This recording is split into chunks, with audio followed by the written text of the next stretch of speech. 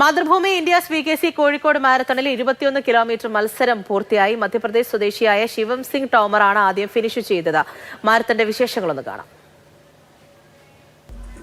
കോഴിക്കോടിന് ഇത് പുതിയ അനുഭവമാണ്. ഇത്രയധികം ആളുകൾ പങ്കെടുത്തുകൊണ്ടുള്ള മാരത്തൺ കോഴിക്കോട് ഇത് ആദ്യമായാണ്.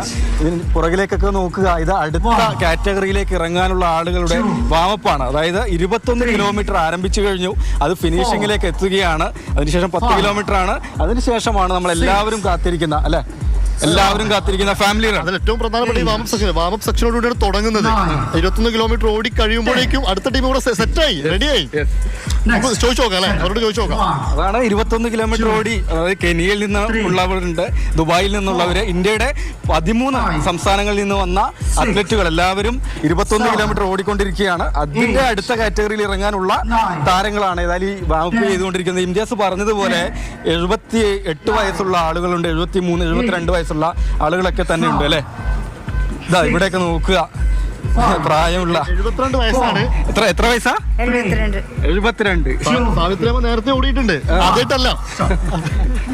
ഏത് കാറ്റഗറിയിലാണ് ഓടുന്നേ? 10 കിലോമീറ്റർ. ആദ്യം 3 ആയിരുന്നു, പിന്നെ 5 ആയി, 10ലേക്ക് കടന്നു. മുന്നോട്ട് എങ്ങനെയാണ് നമ്മുടെ ഒരു പ്രാക്ടീസ് ഒരുക്കൊക്കെ? രണ്ടാമത്തെ പ്രാവശ്യമാണ് 10 ഓടുന്നത്. ഇവിടെ വരാനൊരു ഇൻസ്പിറേഷൻ എന്താ ഇങ്ങനെയൊക്കെ ഒന്ന് ഓടാനുള്ള?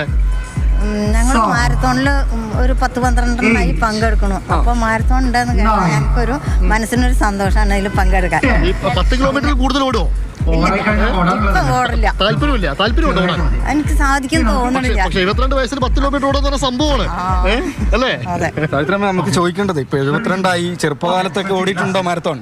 ചെറുപ്പകാലത്ത് വലിയ ആഗ്രഹമായിരുന്നു പോകണം എന്നൊക്കെ, സ്പോർട്സിലൊക്കെ പങ്കെടുക്കാൻ. അതൊന്നും സാധിച്ചില്ല.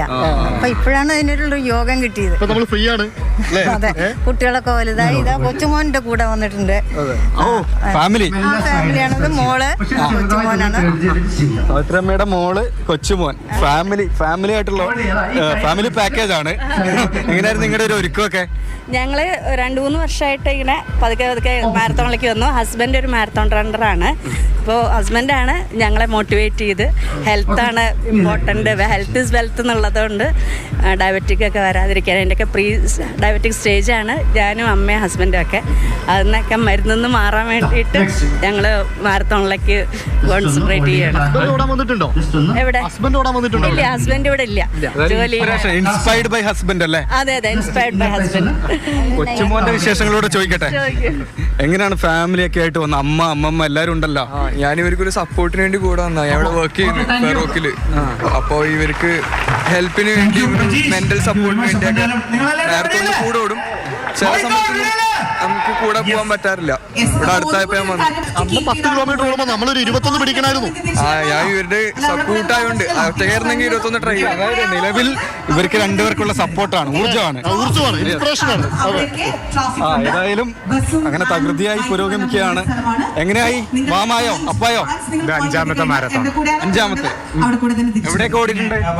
മലപ്പുറം, പിന്നെ പാലക്കാട്, എറണാകുളം തുടങ്ങിയത് 5ാമത്തെ. 5ാമത്തെ കോഴിക്കോട് മാരത്തോൺ കളർഫുൾ അടിപൊളിയല്ലേ? അടിപൊളി.